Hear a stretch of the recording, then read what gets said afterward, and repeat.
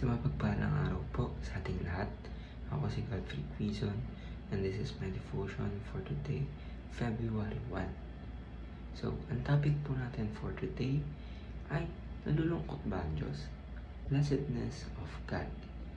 So, ating scripture po for today is Acts chapter 17 verses Acts chapter 17 verse 25. So, ang scripture po natin for today, babasahin ko po. And he is served by human hands as if he needed anything. Rather, he himself gives everyone life and breath and everything else.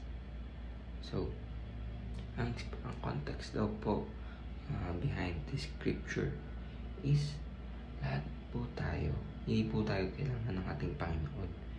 Ang ginawa po niya tayo is for His own pleasure and to bring joy, to share His joy to His creation.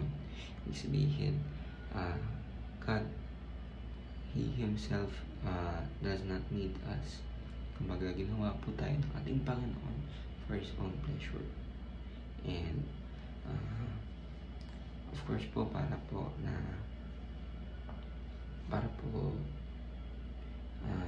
for us to experience, kasi kung hindi po tayo ginawa ng ating Panginoon, wala po tayo ngayon dito.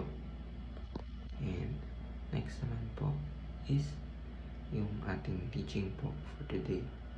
Ang teaching po natin for today is God is satisfied in His existence.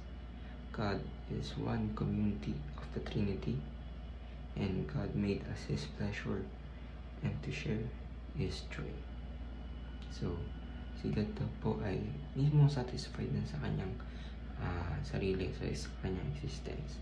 Pero, ginawa po tayo ng ating Panginoon para po ma-share po yung joy niya. And of course, sa second teaching po natin, God is one. And yung community niya po is yung Trinity. Ibig sabihin siya po ay Diyos na nahahati sa tatlong tao na may tatlong role. So, yan po. And yung application naman po natin is do not be entitled as if God owes you something. Diba? Kasi marami po sa atin ngayon na yung mga tao sabi nila, ginawa ako ng Diyos, kaya kailangan ito yung gawin ng Diyos para sa akin. Pero no, kasi wala pong utang ating Panginoon. Lahat po ng experience natin dito sa buhay natin is dahil sa Kanya. Tandaan po natin yun. And wala pong utang ating Panginoon, tayo po may utang sa Kanya. So, second application is live a life of worship and full of joy, and be grateful for God's love and grace. So, lahat po tayo maging grateful dahil bigyan po tayo ng buhay ng ating Panginoon Jesucristo, ating Panginoon. We must be grateful always sa lahat ng kanyang ginawa para sa atin. Ayan po, maraming salamat. Ako si Godfrey Quizon and this is my devotion for today, February 1. Saan po ay marami kayong tutunan. Ayan po, and God bless.